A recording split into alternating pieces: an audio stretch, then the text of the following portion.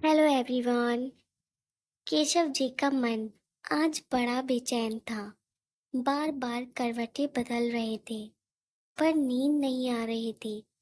पत्नी ने पूछा, क्या बात है जी, कोई परेशानी है क्या?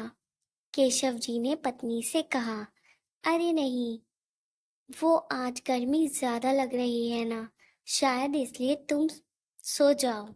उन्होंने घड़ी की ओर देखा, रात के 2 बज रहे थे। वे धीरे से पलंग से उठे, कैलेंडर में देखा, 12 मई।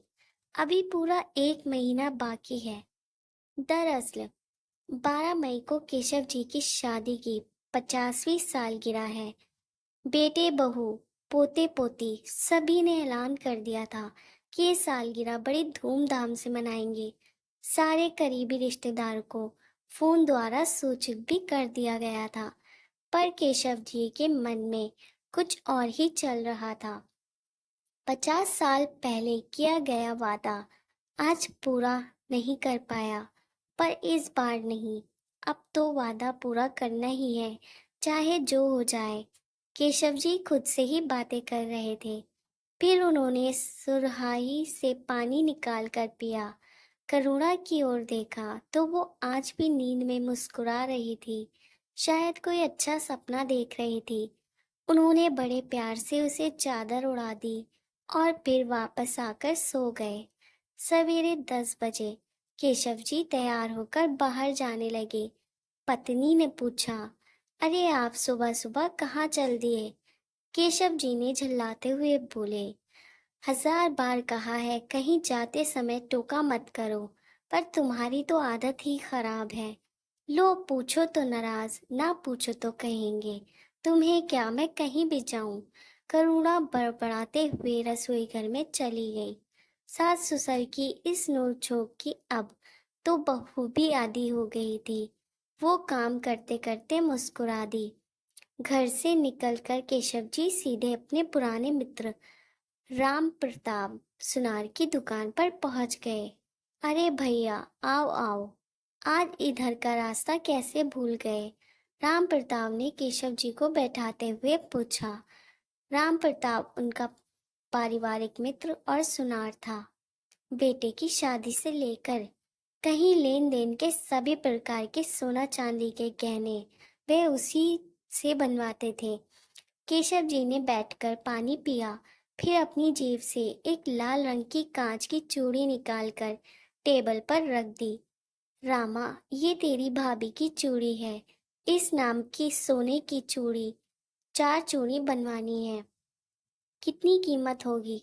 रामा ने पहले चूड़ी को देखा, फिर अपने दोस्त केशव को, फिर हो करके जोर से हंसने लगा। क्या बात है केशव, बुढ़ापे में बड़ा प्यार आ रहा है भाभी जी पर।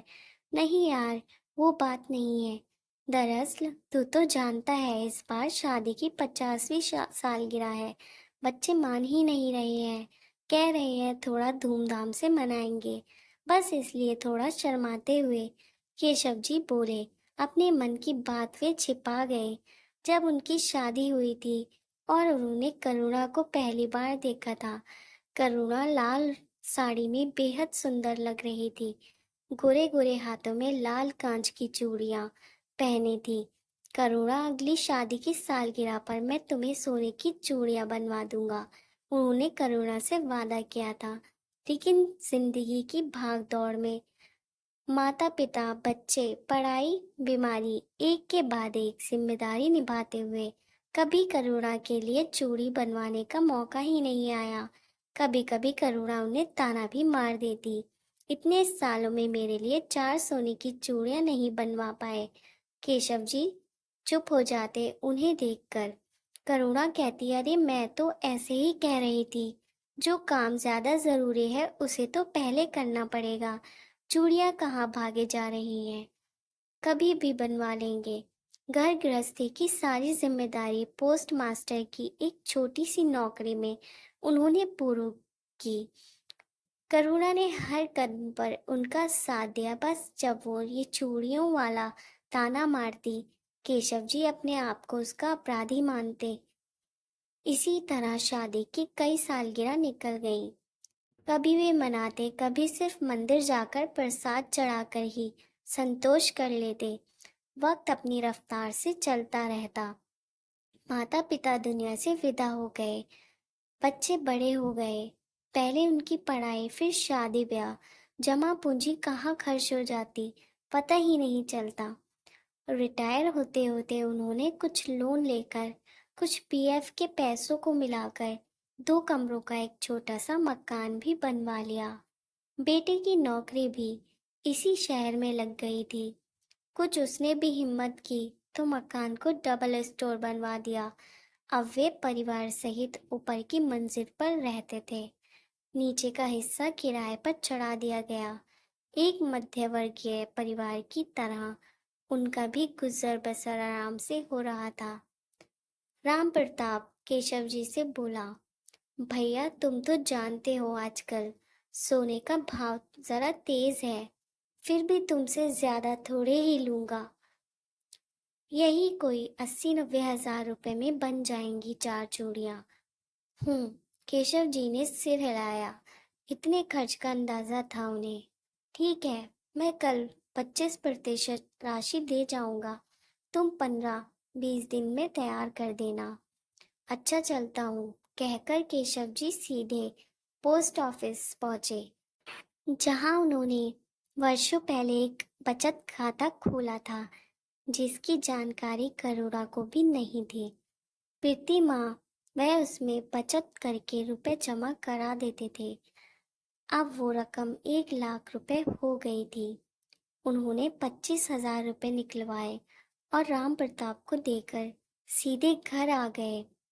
देखते ही देखते 50वीं सालगिरह का दिन भी आ गया। घर सभी करीबी रिश्तेदारों से भर गया। करुणा तो नई नवेली दुल्हन की तरह शर्मा रही थी।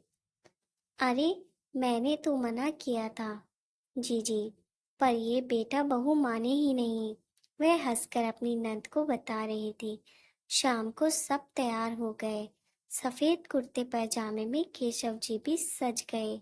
सारे मेहमानों के साथ उनका मित्र राम प्रताप सुनार भी आया था।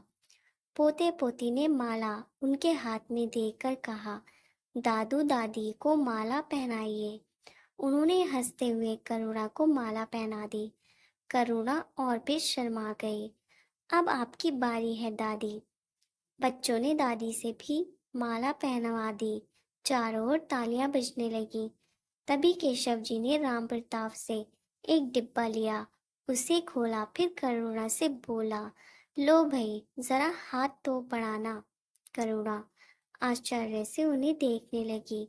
डिब्बे में से 4 चूड़ियां निकालकर उन्होंने करुणा के गोरे गोरे हाथों में पहना दी। अब मत कहना सोने की चूड़ियां नहीं पहनाई।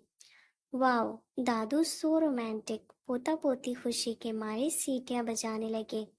तालियों की गड़गड़ाहट और तेज हो गई। लेकिन ये करुणा ने पूछना चाहा। उसने बेटे बहू की ओर देखा। नहीं माँ, हमारा कोई योगदान नहीं है। केशव जी ने करुणा का हाथ थामा और बड़े प्यार से बोले, वादा जो किया था देर से ही सही निभा तो दिया। करुणा की आंखों से खुशी के आंसू टपक रहे थे और केशव जी बच्चों के साथ मिलकर केक खा रहे थे।